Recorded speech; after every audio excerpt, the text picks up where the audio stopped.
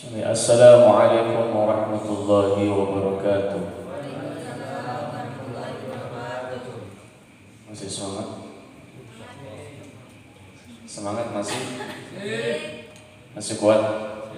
Jam 10:11 untuk Neng udah ketinggalan film Syahid katanya. Masih semangat? Jawab kompak. Assalamualaikum warahmatullahi wabarakatuh. Waalaikumsalam warahmatullahi wabarakatuh. Bismillahirrahmanirrahim. Wassalatu wassalamu ala Rasulillah Muhammad ibn Abdillah. La hawla wa la quwwata illa billah. Subhanaka la ilma lana illa ma 'allamtana. Qala rabbi shrah li sadri wa yassir li amri wahlul 'uqdatam min lisani yafqahu qawli. Rabbana zidna 'ilman warzuqna fahman birahmatika ya arhamar rahimin. Alhamdulillahi rabbil alamin. Wa qala aydan yarfa'illahu alladhina amanu minkum walladhina utul 'ilma darajat. Wa qala an-nabiyyu sallallahu alaihi wa alihi wasallam, man salaka tariqan yaltamisu fihi al-'ilma sahhalallahu tariqan ila al-jannah. Sadaqallahu al-'azim wa sadaqa rasuluhu nabiyul habibul karim wa nahnu ala dhalika minasyahidin wa syakirin alhamdulillahi rabbil alamin. Hadratul mukarramun wal mukhtaramun yang sama-sama kita muliakan, asatidz, para dewan guru, terutama yang saya hormati Al-Ustadz Daud, kemudian ada Ustadz Zainal, kemudian ada Ustadz orang kabeh ini, Ustadz Syaiful, kemudian Ustadz Rahman, Ustadz Ahmad, Ustadz Ahmad, udah malam nih. Udah malam, jadi kuping jadi malam juga. Kita doakan guru-guru kita biar Allah panjangkan umurnya, amin.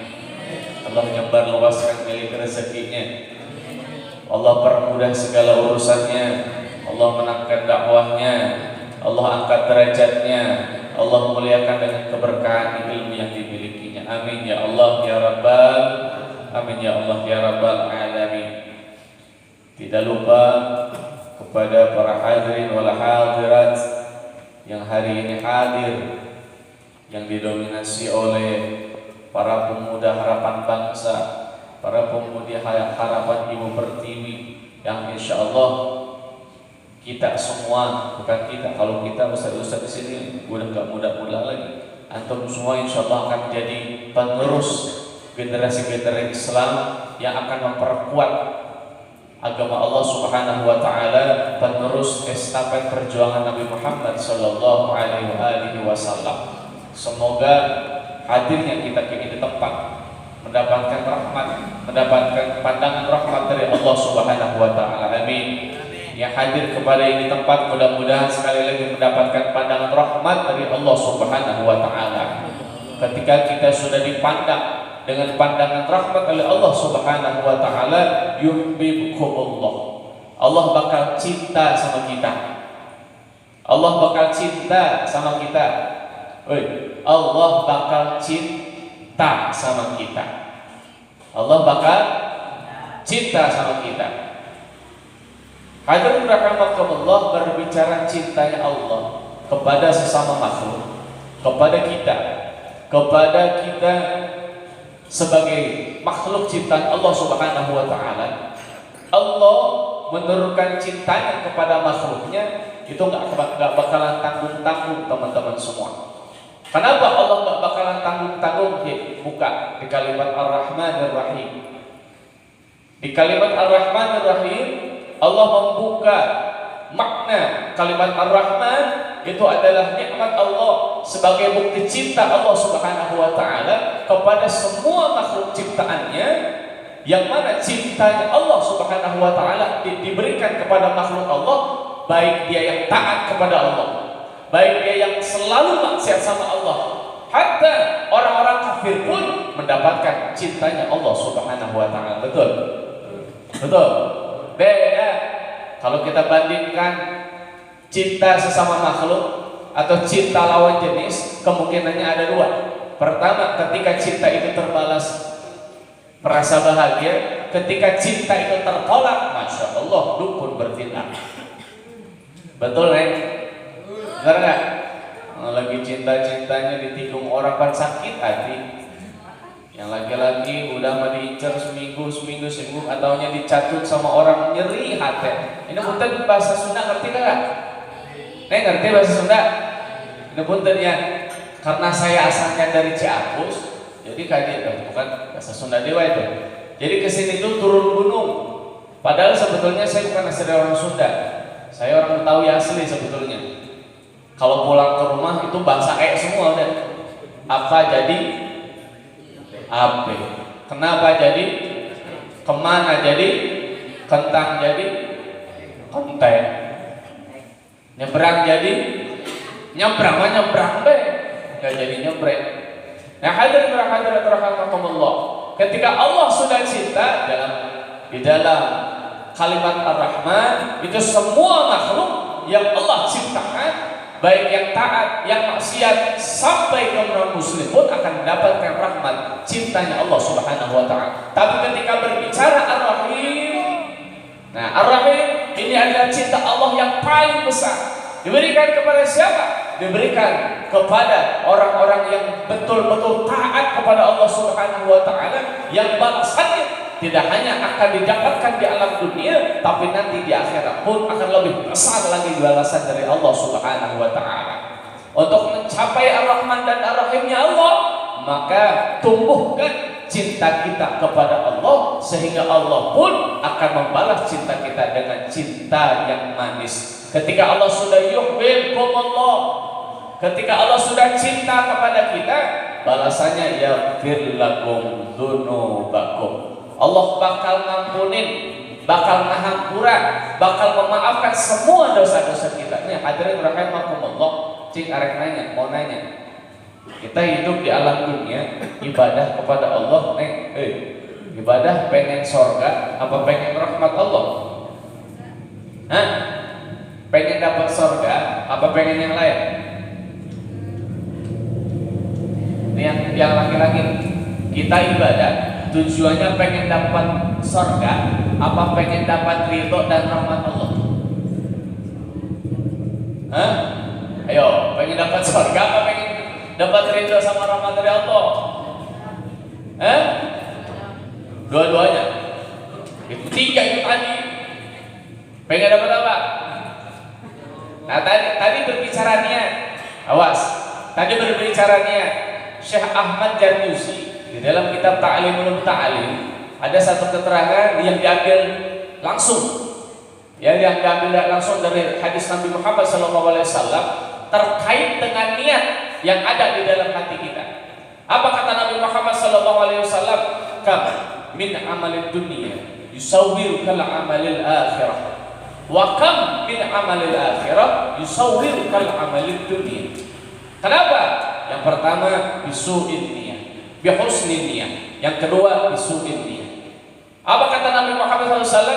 Berapa banyak orang yang melaksanakan amalan dunia, tapi di hadapan Allah bernilai amalan akhirat. Sekali lagi, berapa banyak orang yang melaksanakan amalan dunia, tapi di hadapan Allah bernilai amalan akhirat. Kenapa? Bihusnin niyah. Karena di dalam hatinya ada niat yang bagus. Contoh, minum. Amalan dunia, amalan akhirat. Amalan dunia apa amalan akhirat? Amalan dunia.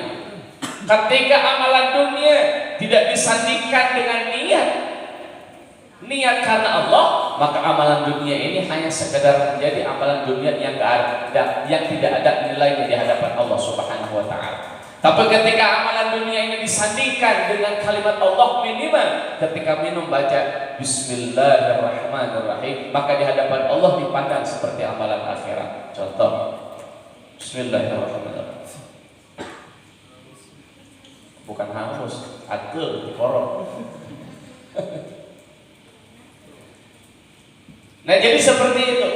Amalan dunia ketika disandingkan dengan amalan akhirat, minimal sebut nama Allah, sebut zikrullah, maka di hadapan Allah akan bernilai amalan akhirat. Tapi berapa banyak kata Rasulullah orang yang melaksanakan amalan akhirat tapi di hadapan Allah hanya bernilai amalan dunia. Artinya Allah hanya memandang amalan akhirat itu hanya sekedar amalan dunia saja. Kenapa? Bisu niat. Contoh, ngaji pengen dipandang orang lain, su niatnya. Na'udzubillahi min. Atau pemuda ya, yang sedang cari perhatian sama calon mertua misalnya. Ini masih jomblo semua ya? Masih jomblo? Neng masih jomblo, Neng? Oh, kelihatan mukanya. Yang laki-laki masih jomblo? Oh, insya Allah pulang dari sini yang ada niat buat cepet-cepet nikah biar dapat istri yang salehah. Amin. Aminnya lemes banget ini, berarti belum siap buat nikah ya. Ustaz kemana ya, Ustaz? Belum siap buat nikah kayaknya ya. Nah, hadirin rahimakumullah. Nah, jadi ketika kita melaksanakan amalan akhirat, hendaknya luruskan niat. Kata guru kita tadi, luruskan niat. Kenapa? Karena tadi kam min amalil akhirah yusawwiru kal amalid dunya bisu'in niyyah. Berapa banyak orang yang melaksanakan amalan akhirat tapi di hadapan Allah hanya sekedar nilai dunia saja. Tetapi kalau di dalam kitab Mukhtarul Hadis ada salah satu keterangan bahwa ketika seorang hamba melaksanakan ibadah hanya karena pengen dan pengen dipandang orang lain, pengen dipandang saleh, pengen dipandang baik, pengen dipandang bagus, maka amalan itu akan terbang berhadapan dengan Allah Subhanahu wa taala, dibawa oleh malaikat. Ya Allah, ini amalan fulan bin fulan. Dijawab sama Allah, ini amalan jelek banget. Amalan apa? Amalan sholat ya Allah. Tapi kenapa amalan ini jelek? Karena niatnya pengen dipandang oleh orang lain. Diambil, dibalikin lagi sama Allah. Kembalikan lagi kepada orang yang tersebut. Balikin lagi. Kenapa? Minta amalannya, minta pahalanya kepada orang yang pengen dia lihat. Na'udzubillahi min dzalik. Makanya perlu hadirin rahimakumullah meluruskan niat. Terutama niat untuk ngaji, talab ilmu. Kita hari ini beradab dan beruntung berada di tengah-tengah taman-taman di antara taman surga Allah Subhanahu wa taala. Banyak orang-orang disebutkan tadi ya, tahu mendapatkan hidayah dari Allah, tahu bahwa ngaji itu ada perbuatan baik, tapi berapa banyak orang-orang yang hanya dipilih oleh Allah untuk hadir ke majelis taklim, terutama pada malam hari ini.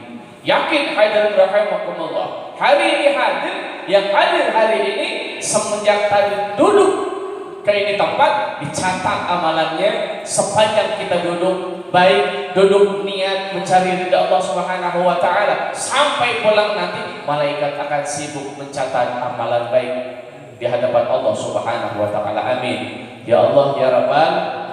Makanya jangan tidur ulah sare, ulah tungkul. Ya, ulah sare, ulah tungkul. Kenapa? Kalau ngajinya tidur ngebingungin malaikat. Kenapa bingungin malaikat? Karena malaikat dia bingung. Dicatat seker sare, dicatat seker ngaji. Tentu datang malaikat melitik ya Allah, ngebingungkan malaikat. Nah, makanya jangan tidur ya. Nah, makanya salah satu hal yang makruh dilaksanakan pada saat kita taklim, ya, pada saat kita ngaji, hati-hati. Duduk, ya, makruh itu duduk. Diperkuat lagi sama hadis Nabi Muhammad SAW, orang yang sedang mencari ilmu melihat muka gurunya, maka dia dikatakan bahwa pahalanya sama dengan bersedekah. Tapi ulah diperok, ya, tentang melihat guru nilainya nilai sedekah, ayo di perangan kita guru tepelototan atau siap guru ya. Hadirin rahimakumullah. Tidak lain dan tidak bukan ketika kita meluruskan niat kita untuk ibadah kepada Allah hanya untuk Allah Subhanahu wa taala, tentunya ini akan menjadi wasilah kita akan mendapatkan ridha dan rahmat dari Allah Subhanahu wa taala. Kalau kita ibadah cuma mengejar surganya Allah Subhanahu wa taala, sedangkan kita balikin lagi surga milik siapa? Surga milik siapa? Surga milik Allah.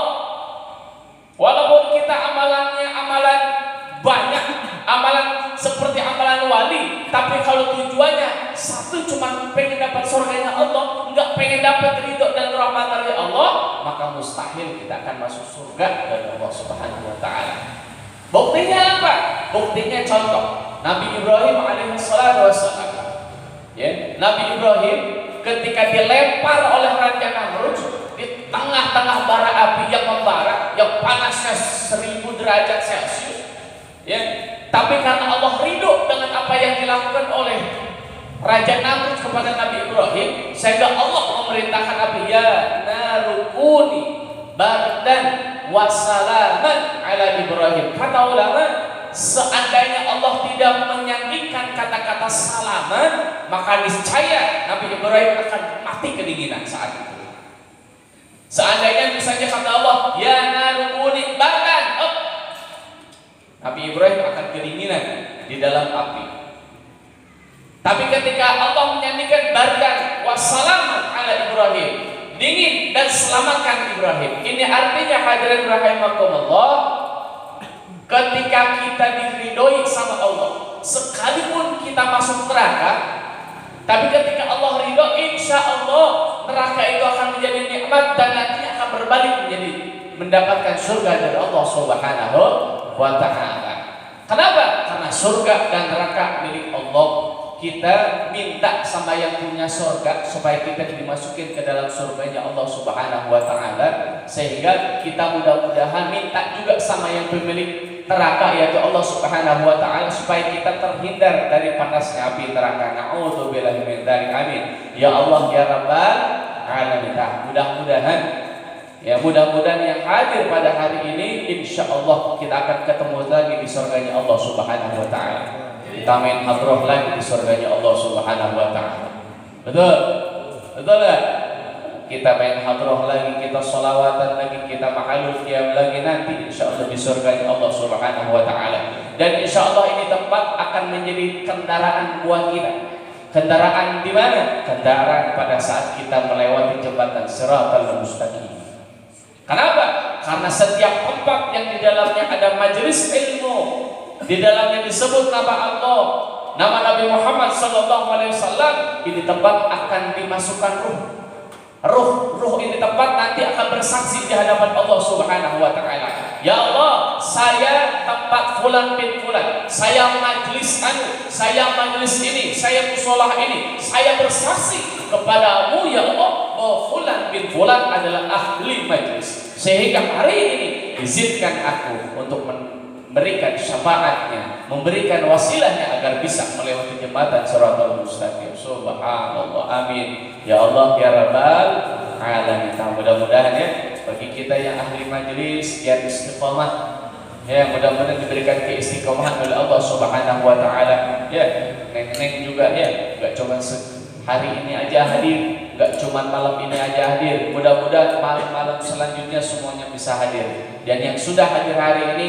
insya Allah mudah-mudahan diberikan keistiqomahan yang panjang dari Allah Subhanahu wa ta'ala, sehingga ketika kita diberikan keistiqomahan oleh Allah Subhanahu wa ta'ala, kita dijadikan oleh Allah menjadi ahlul majlis, yang insya Allah kita berharap kita mendapatkan syafaat dari Nabi Muhammad sallallahu alaihi wasallam. Itu saja yang bisa Al-Fakir sampaikan, mudah-mudahan bisa bermanfaat. Mohon maaf bila ada kesalahan dan kekurangan dalam penyampaian yang tadi sudah disampaikan. Semua kekurangan adalah keterbatasan ilmu Al-Fakir. Mudah-mudahan semuanya bisa memaklumi. Hadanallahu wa iyyakum ajma'in. Assalamualaikum warahmatullahi wabarakatuh.